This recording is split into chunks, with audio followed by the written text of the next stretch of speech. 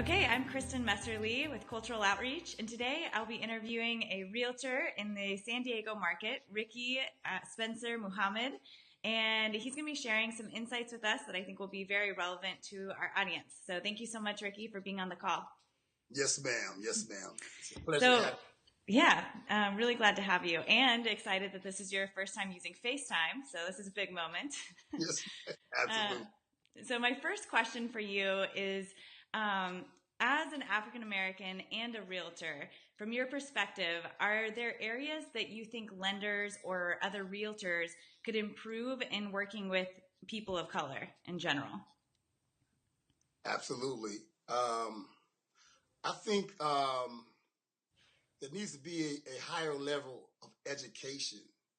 I think within our community, we don't have that as many role models, as many people within our family who has purchased homes, and oftentimes they have fear. They don't understand the the whole process, all the moving parts, that takes place when purchasing a home. And a lot of fear keeps them out of the market. I think fear. I think credit, right? Low income. Um, um, it's the disparity, the disparity between how much black people make compared to others. Mm-hmm. I think there's a level of trust. Oftentimes when they're speaking to a lender or to a real estate professional, because they've been, in my community, we've been ripped off, a lot. We've been deceived. So oftentimes we follow with doubt and suspicion. You know what I mean? Yeah, absolutely. If the trust level is not there, and because of all of these different things, it kind of makes you got to kind of navigate through all these different obstacles, and you Yeah. have to spend more time in terms of teaching because others know what we know not. Right. So education is education, and fear. That's a big thing. We have distrust because of the redlining. The redlining happened actually to me. Oh, interesting. I know that. Will you expand on that? What did that look like for you? Well, this is before I became an agent. This was back in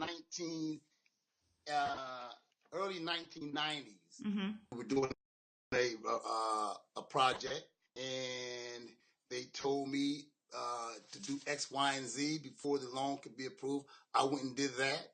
They came up with something else. I went and did that. They came up with something. I did everything that they told me to do. I kept on jumping over the hurdles, right? This is the final thing. This is the final one. They were throwing hurdles out there. They didn't think I would be able to jump over, but I would jump over them at the last minute. They just denied the loan, right? Wow. And we had a meeting with the bank. It was definitely redlining. I didn't pursue it the way I should have pursued it, but they were on. I went to another bank and we got the loan through.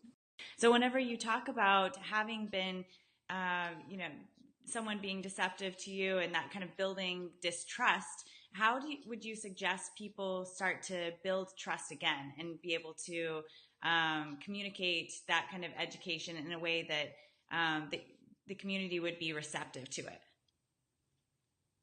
I think we need more of the more programs as such as what you're doing.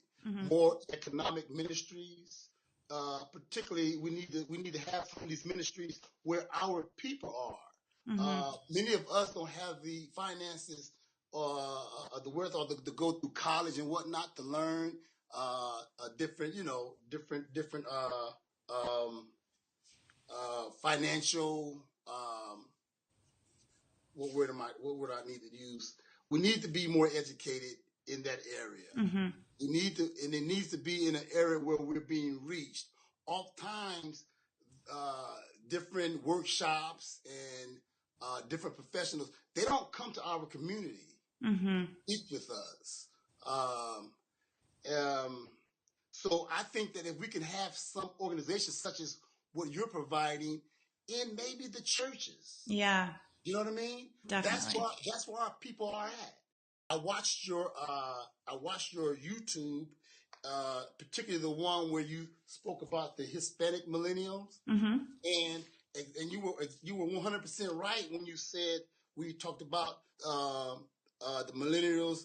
They are more inclined to home ownership. Mm-hmm. You talked about 70% of the Hispanic millennials are culturally connected. Mm-hmm. They see the value of home ownership. Well, all of that is 100% opposite Mm-hmm. in my community. Yeah. You know, with my people, we're not culturally connected. I do see a difference in my approach Mm-hmm.